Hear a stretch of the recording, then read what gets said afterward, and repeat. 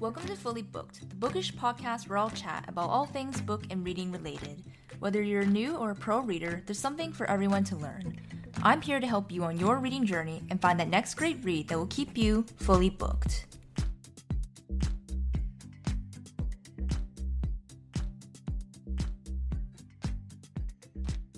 Hello, readers, and welcome to episode 27 of Fully Booked. I'm your host, Natalie, and today's episode, I'll be talking about all of the books I read in February. And looking at other people's content during the month of February, it's safe to say that some of us really got into Valentine's Day and making February the month of love, which I definitely fell into a bit of as well. But I did try to throw in some other types of books to keep things interesting and not have yet another romance-themed episode for those of you who might be tired of those already. Also, I totally forgot to say in one of the episodes in February that I hope you all ended up having a lovely Valentine's Day, whatever you ended up doing, even if you were just snuggling at home with your furry reading buddy and favorite book. Which, not gonna lie, I would love to spend my Valentine's that way if I had a furry reading buddy of my own. But I will say I was very fortunate to spend a half day at an outdoor spa village with my husband on Valentine's Day itself. We went in the afternoon/early evening and got to relax in the hot tub, the sauna, and we also ate dinner there. In addition, my husband did the cold plunge a couple times while I respectfully watched him from the side of the pool as, like most girls, I hate cold water. But anyways, I would highly recommend that spa if you're within the GTA or even at least in the province. It's called Thermia, and it's a really nice escape from the city, even just for the day. But with that life highlight out of the way, because honestly, not much else happened in February for me besides getting sick, I'll now talk a bit more about how my reading actually went this past month. So without further ado, let's get started with the monthly highlights for February. So starting with the 6 hopefuls I wrote down, I ended up completing 3 out of 6, which feels a bit pitiful compared to last month. However, I did technically start The Great Alone by Kristen Hanna at the end of the month, but just didn't make enough time to finish it. And I think my biggest problem so far, which sounds funny to say because we're only 2 months into the year, is that I get shiny object syndrome, or in this case, shiny book syndrome, where any new book that pops up on my feeds that is recommended to me, that shows from stalking people's Goodreads, because yes, I am one of those people who will constantly check my friends' Goodreads and what they are currently reading. But yes, any new book immediately catches my attention and I want to join the hype train. So it can get really hard at times to stick to my TBRs and hopeful list, despite only putting 6 on the list. Also, I keep putting off rereading ACOTAR with a vengeance, and it's getting to the point where I've wondered if I should just watch Carrie Kim Reed's ACOTAR summary videos instead of having to reread the whole book. But I swear her videos are as long as reading the books themselves. And I also want to make my own notes and annotate the text, which I can't really do unless I actually reread the book myself. And you can all probably see now how deep my serious commitment phobe issues are starting to get. Not to mention that the SJM fans, if any of you are listening right now, are probably screaming at me through the screen for having not finished a single SJM series. But don't worry, with time, we will get there somehow. Even if it takes a 24-hour readathon to get me there, which I have to admit, would be a bit yikes, but we will get there. Anyways, as for total number of books and DNFs, I read a total of 8 books and had 2 DNFs. I'm not sure why my reading decreased this month, having looked at those numbers now, except that getting sick didn't seem to help matters. And it's all because I usually love to read when I'm sick and not up to doing as much work in general. However, this time around, I was more mildly sick, i.e., I didn't have a fever. I only had a mild dry cough, and I only had a runny nose for a day or 2, which meant I actually was still up to doing most of my usual work and usual routine, except for exercise and apparently reading. I did have one intense week, though, while I was kind of sick, kind of recovering, where I read 4 books, all one after another. 3.5, depending how you count novellas, but other than that, yeah, I just wasn't flying through books this month, and I don't have any other explanation besides being sick and not in the mood to read all the time. However, considering I haven't been hitting any reading slumps, like major reading slumps where I go through weeks up to a month or so of not reading at a time, and that I still want to keep moving through my TBRs, maybe it was a good thing. Also, I did come to the realization that maybe I do need to try to better plan when I'm going to read certain books within the month to ensure that I actually finish within that same month and not continually be bleeding over into the next month. But for those of you listening who are huge bookworms like me, likely know this struggle of so many books, so little time. And sometimes at the end of the day, that is just how it goes. But anyways, those are the monthly highlights, and with that, let's now actually get into the 8 books that I read in February. Hey readers, I hope you're enjoying the episode so far, and hear me out before you hit skip.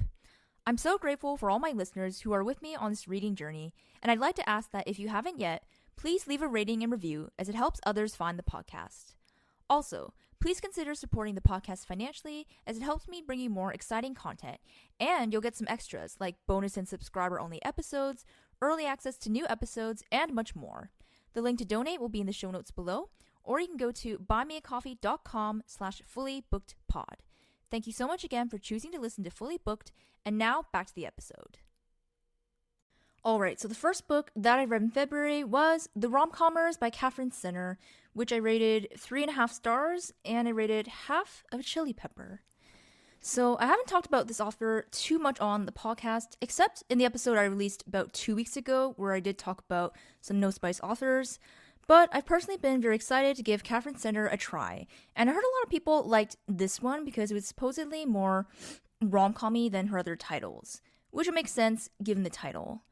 And just to give a brief description, this book centers on our FMC Emma, who gets the chance to work with the biggest screenwriter of all time on his latest script, which just so happens to be her specialty, rom-coms.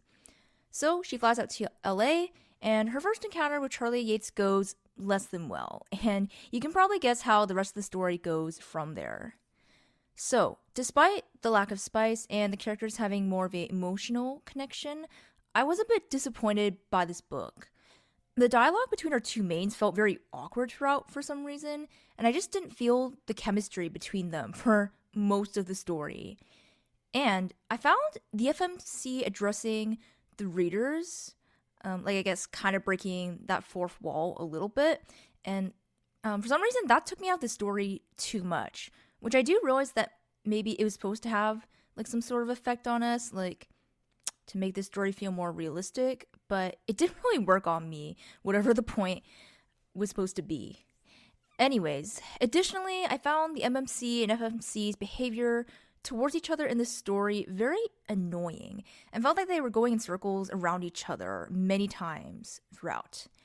And not to mention, all the moments Charlie said he finds romantic in the book, like moments that happen between the two of them, I actually thought were super awkward and wasn't sure what Katherine Senner was trying to do at times with orchestrating these so-called romantic moments. I was still happy when I got to the end of the book, and don't get me wrong, the topics of grief, sickness, and chronic illness, responsibilities being a caretaker, and more were well worth the read in this book. However, for a book that was called The Rom Commers, let's just say I expected a bit more. I can tell though that Katherine Senner is one of those authors that really understands the depth of human emotion, so I'm not giving up on her yet. Okay, the next book that I read this month was the one and only Magnolia Parks by Jessa Hastings, which I ended up giving 3 stars and 2.5 chili peppers. Listen guys, I don't even know where to start with this one, and I already know I'll end up doing a spoiler review, as there's a lot to be said that I can't say here. And to be honest, this series has blown up so hard on Book Talk for a while now that I don't feel the need to really explain what this book is about, and I'm sure you can find hundreds of videos on this series at this rate. Long story short, this first book focuses on our 2 characters, Magnolia and BJ, and that's pretty much it. I wish that was a joke, by the way. Obviously, I do have a lot more to say, but I did want to try to clarify 2 points. The first point is that this series is often described as a London Gossip Girl, which I don't really agree with, having now read the first book. Yes, there are similarities because it's a group of school friends who are all entangled in each other's business and drama and all rich as heck. But other than that, the tone is quite different. I personally haven't watched the whole series yet, but I would describe Gossip Girl as more entertaining and even slightly comedic at times, whereas Magnolia Parks is kind of on the melodramatic side. Not to mention, the book mentions multiple times about different trauma that the characters go through and repeated bad behaviors like drug and alcohol abuse. I know that Gossip Girl was also a book series first, but yes, Magnolia Parks is honestly not like Gossip Girl in my opinion. The second point is that the series is also usually marketed as closed-door romance, and I slightly disagree on this point. It's definitely not Tessa Bailey level. My romance girlies will know what I mean here. But it's also not completely closed door, as there were multiple scenes described in a little detail, and we do get to see inside. And I don't know why I'm thinking that Bruno Mars song right now. I'ma leave the door open. I'ma leave the door open. But I guess that tells you the level of spice in this book. Anyways, as well as the point I mentioned already about there are also other things described in the book like drug and alcohol abuse, death and grief, a lot of explicit language. I have to say, I didn't realize how much explicit language there was going to be in this book. Super toxic relationship behavior, cue Britney Spears, and more. So I would give that warning as well. And personally, I feel that these books are not super appropriate for teens. I can't remember if some people consider these books YA, which doesn't even make sense because the characters are all in their like early 20s at this point. Or yeah, that's like the youngest age, I think, of some of the main characters. But anyways, yes, read at your own discretion as always. Otherwise, I have to say, I'm still confused and left scratching my head on whether this book is actually a romance because, guys, I had heard that this book and their relationship is toxic, but boy, I didn't realize it was possible to love and hate someone that strongly that you would continually try to hurt them in the ways that these two do. But the crazy thing is, it literally didn't even make sense most of the time, to me at least.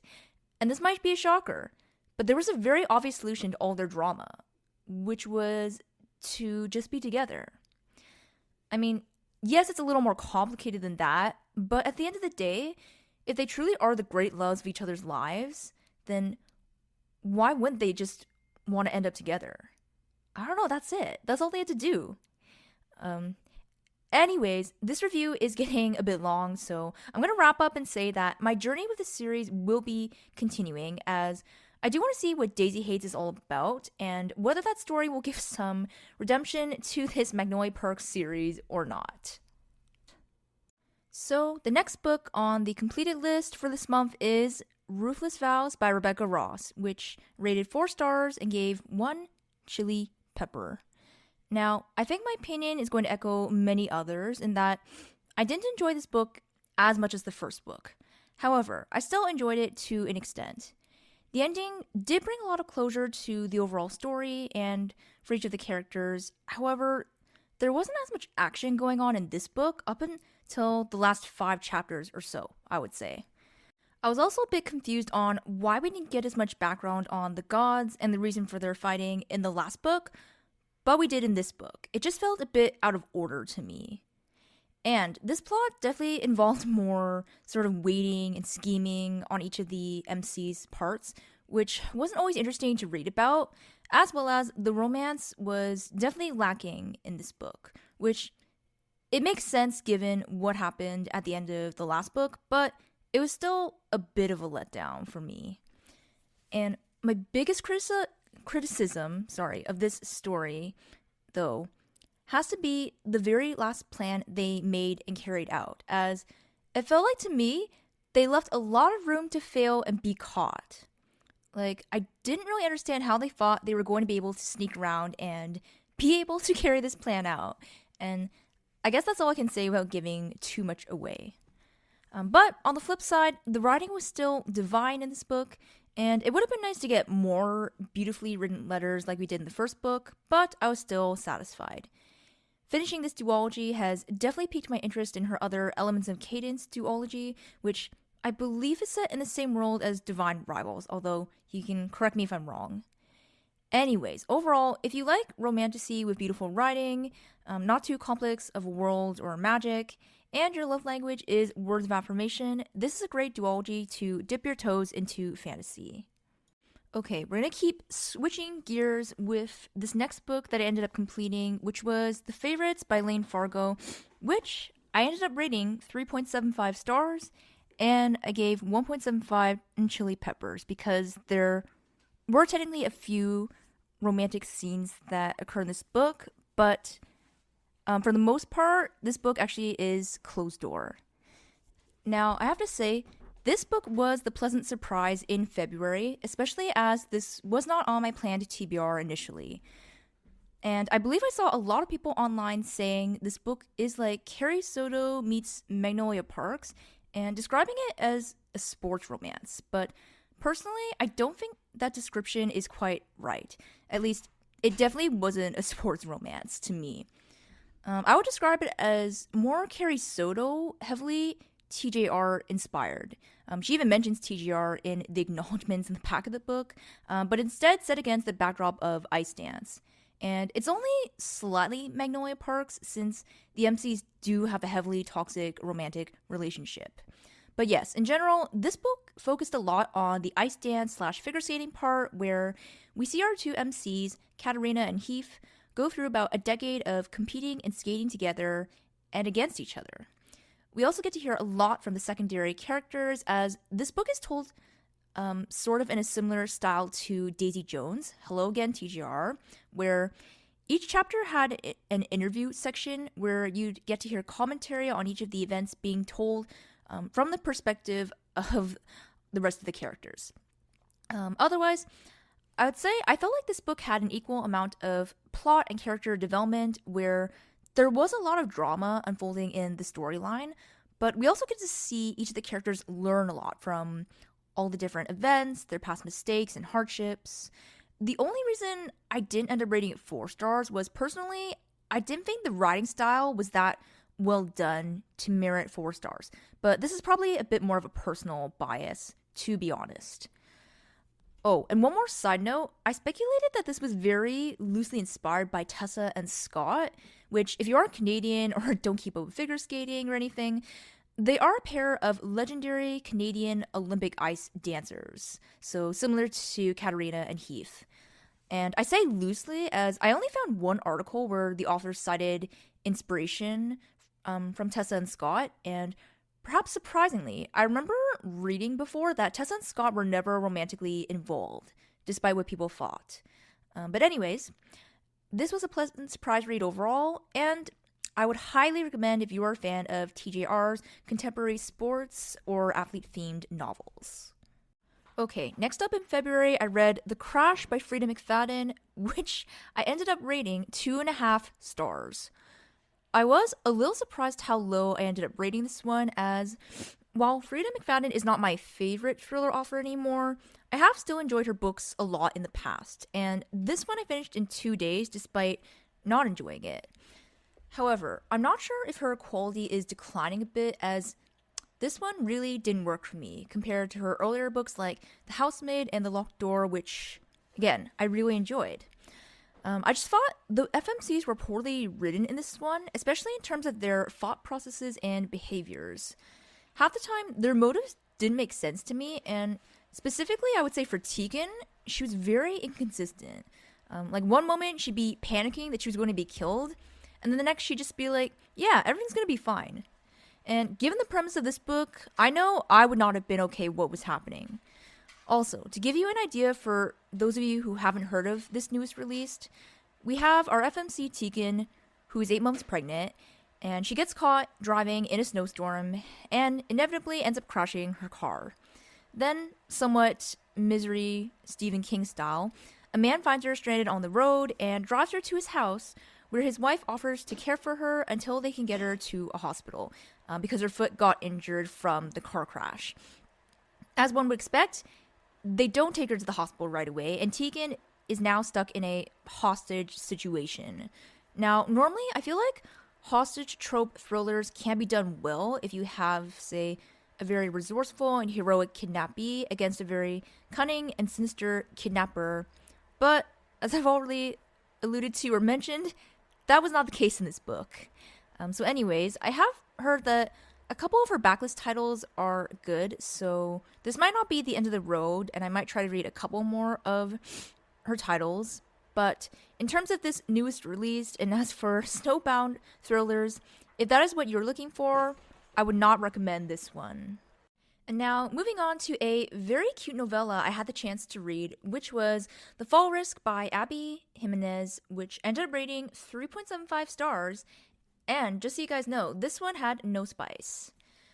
Funny story, so I found and completed this novella all in one day / sitting, and it was actually a bit after Valentine's Day, but I just want to say that this one would have been the perfect V-Day read had I found it earlier. Although, I did notice that the publishing date is actually March 1st of this year, but I got to read it in February since I have Amazon Prime, and it was one of their bonus Amazon First reads. Anyways, the premise of this one is unique but very simple, where our MCs, Charlotte and Seth, are neighbors who get stuck in their apartments because the contractors accidentally knocked down the stairs leading down to the main floor of their building. And this situation can't be fixed until after the weekend. And it just so happens to be Valentine's Day this particular weekend that they get stuck. And of course, since they're stuck in their apartments, they end up spending a lot of time together and inevitably fall for each other. And that is pretty much the premise of this one. I won't say more though, so you guys can find out for yourself what the title really means and whatnot. But I have to say, this book is still true Abby Jimenez style, even for a novella. I was surprised at some of the themes she was able to explore in such a short story, and absolutely loved all of her characters. And I don't want to give away too much since this book is already so short, but there's this one theory that Charlotte and her friend talk about in one scene that I thought was so simple yet reveals a lot about a person's character. And this is the reason why I love Abby Jimenez so much, and just how she is able to work certain concepts and small details into her stories like that. And honestly, I would definitely recommend this novella along with the rest of her full-length books.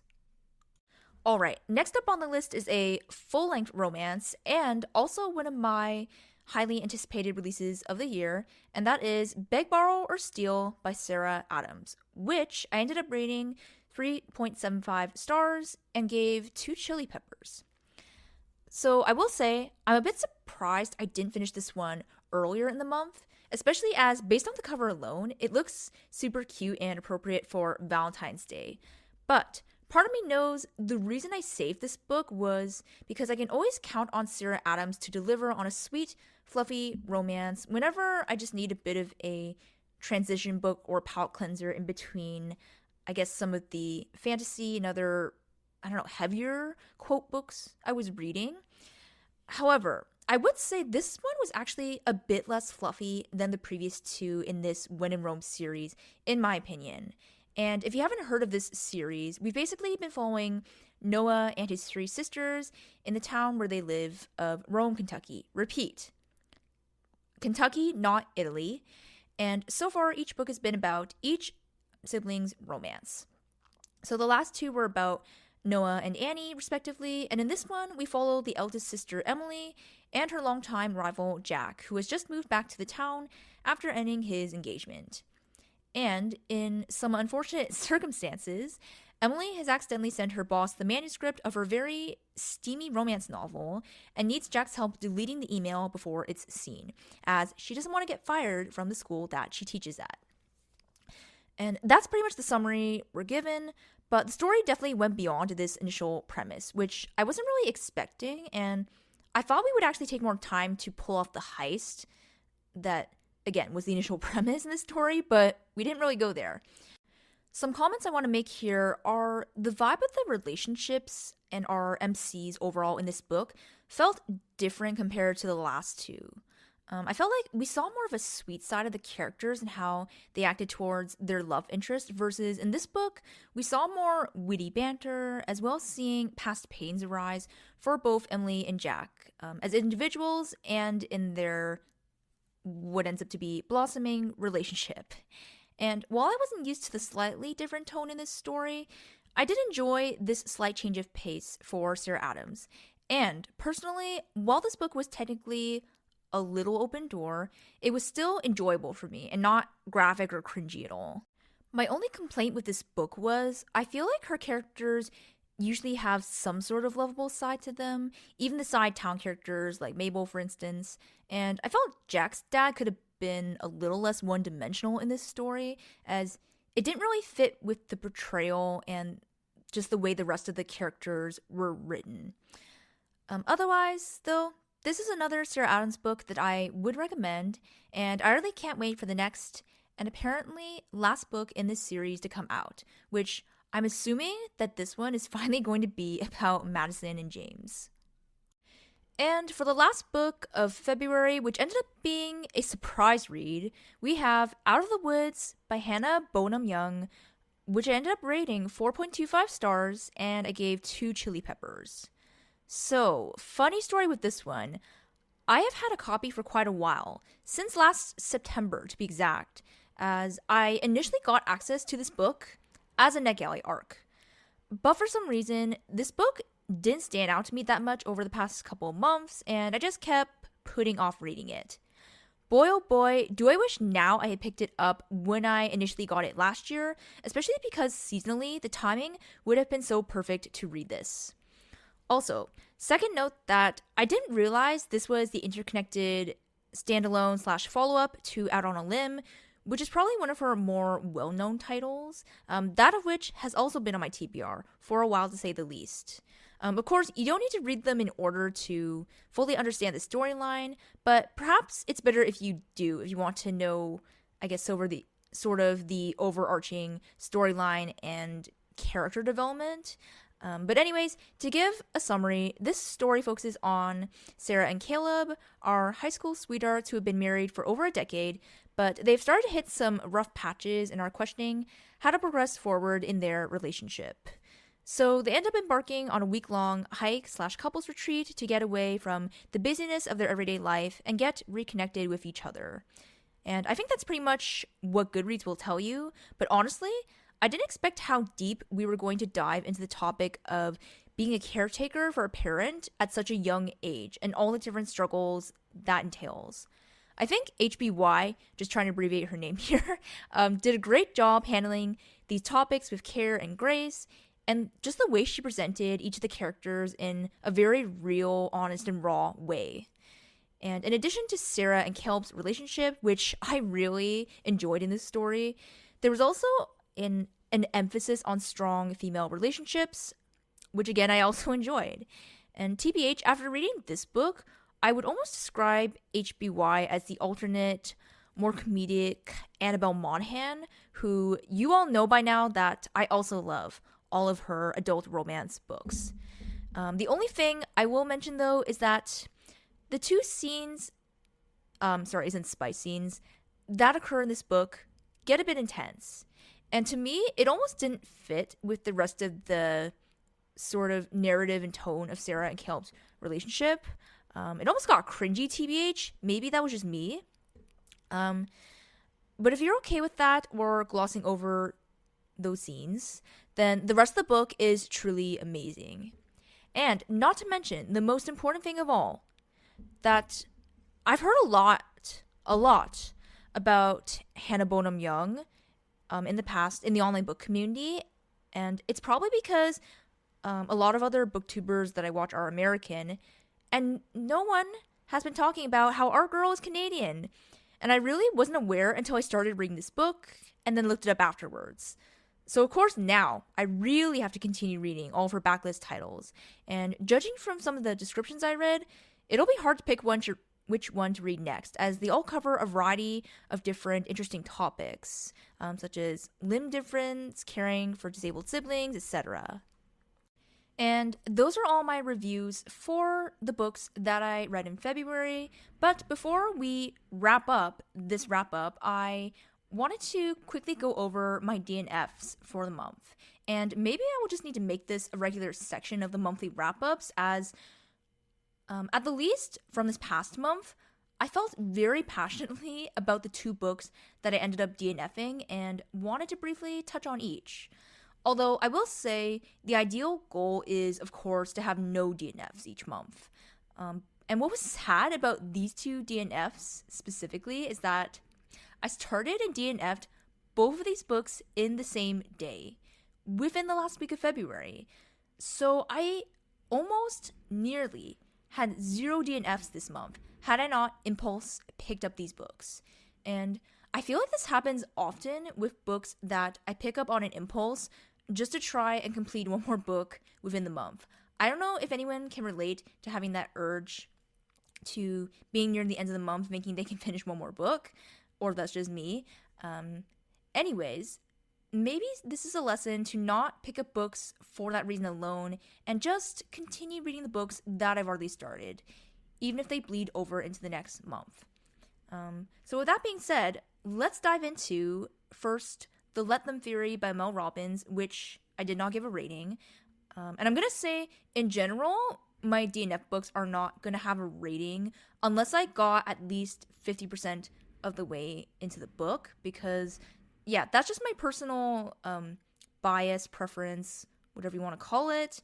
I just feel that I need to get at least halfway into a book to get a good understanding of the story, or in the case of a nonfiction book like this one, whatever concepts that the writer is trying to explain to us, the character development, even the overall writing style in general.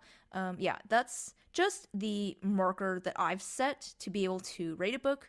I don't know if any of you guys have feelings about rating DNFs, because I do want to note, I've seen people on Goodreads who they will get only like 10% of the way into a book and they'll still rate the book. And I'm like, do you really feel like you can rate it if you read 10%? Like 10% could be like 2 chapters in one book or something, depending on how long the book is, right? So anyways, so that's the marker I have. So again, most of my DNFs, you're not going to see a rating. And yeah, maybe I don't even need to say that going forward, unless I read halfway through the book, and then I can add my rating. So yes, anyways, this book, I'm not going to say much, because again, I only got 15% into the book before DNFing. But let me just say, had I known that she has multiple podcasts that basically cover this topic of this Let Them theory, from what I saw online at least, I would have definitely skipped out on this. There was just nothing I didn't already know or hadn't heard from other self-help and personal development books. And at least from the 3 chapters I read, this book was a bit too anecdotal for me, and I was looking for more actual theory, considering that this book is called The Let Them Theory. And if you are the type that you'd rather get your information from a book, then you might want to pick this up. But for those who are like me, who would rather save their money in Audible credits, rip again, then I would recommend opting for the Mel Robbins or one of her other podcasts instead of picking up this book. And for the second book that I ended up DNFing in February, we have If He Had Been With Me by Laura Nowlin, or Nolan. You guys have probably noticed by now that I am the worst at pronouncing authors' names in general, so don't mind me. So however you say her last name. Again, I don't want to talk too much about this book as I only got 8% in, which I believe ended up being 6 chapters. But I have been curious to try picking this book up again since it got a lot of attention a couple years ago in the online book community, and it just never really captured my attention at that time. And I think I barely read 1 chapter the last time I picked this book up. However, I can safely say that I am hard DNFing this one as I was struggling to turn the pages so hard with this one. The writing style really wasn't for me in the end, and maybe this is just me and my opinion, but it felt like we were listening to an 8-year-old instead of a 15-year-old girl talking. And this came out especially in how the POV was written, as well as most of her inner monologue. For example, she'd randomly repeat certain phrases like, of course, of course, of course. And there are other examples probably, but I can't really recall now because this book was just not doing it for me. And not gonna lie, I feel like I might have enjoyed this type of writing and story as a teenager or as a preteen, but reading it as an adult was too hard. And unfortunately, the MCs also were not captivating enough for me to try to struggle through and continue with this story. Okay, moving along to the last section of this wrap-up is my best versus worst pick of the month. Now, I briefly mentioned last month that star rating is not the only factor I want to take into account, and I definitely contemplated a bit more this past month. And I will say, I went back and forth a couple times for the best book of the month. But in the end, the books that I chose for best and worst picked respectively are Out of the Woods and The Crash. So, for The Crash, I don't think any of you are surprised based on the review I just gave of it. And again, considering how much better some of Frida's earlier titles were, and how many thrillers she's written in general, I expected a lot more from her and this book specifically. I think the reason I was also disappointed is that the last thriller I read, which was No Exit by Taylor Adams, actually had a somewhat similar hostage, stuck in a snowstorm situation to an extent, now that I think back. But that book was done so much better, at least on the action part of the thriller. Anyways, there's so many directions Frida could have taken this story, but didn't in the end, which left me disappointed to say the least. And as for Out of the Woods, this one, again, was definitely a huge surprise this month, as I actually got a bit naughty and pushed this book ahead of schedule, as I was originally going to read it in March. But I'm so glad I picked it up when I did, as I ended up finding a new favorite romance author, and potentially a new favorite author in general. Again, the way she wrote about very real-life issues and struggles that the characters were facing was emotional, heartfelt, and even laugh out loud all at the same time. I also admired how all the characters acted with such kindness towards each other while figuring out what they wanted as individuals, but especially within the context of marriage that we have occurring in this story. Personally, I would love to see more romance books written about married couples or couples who are already together, as, of course, that is the stage I am in, and I think it's refreshing to see characters going through very relatable relational challenges and still being able to come out the other side together. Or should I say, out of the woods. Okay, that's enough of that. So with that concludes my February reading wrap-up. I'm happy I got to talk about all the books I read and even DNF'd in this episode, as usually a couple books I read a month are for special episodes, and so I end up saving my thoughts for that later time. And just want to say, looking ahead to March already, FYI, it's actually still February at the time I am recording this. I have so many amazing books lined up, some that have been on my TBR for ages, some that are new releases, and maybe some are not even released yet. Who knows? So hopefully I am able to get to all these books, as I also already have a lot of plans or potential plans lined up for the month of March, birthdays in particular, so we shall see. Anyways, I'd love to hear what you read in February, if you've read any of these books as well, or if there's a book or author you want to read next from my completed list. As always, I hope you all have a wonderful day, and I will see you back here for episode 28. Thank you for listening to today's episode. I hope you were able to take away something, and be sure to follow the podcast for more bookish content.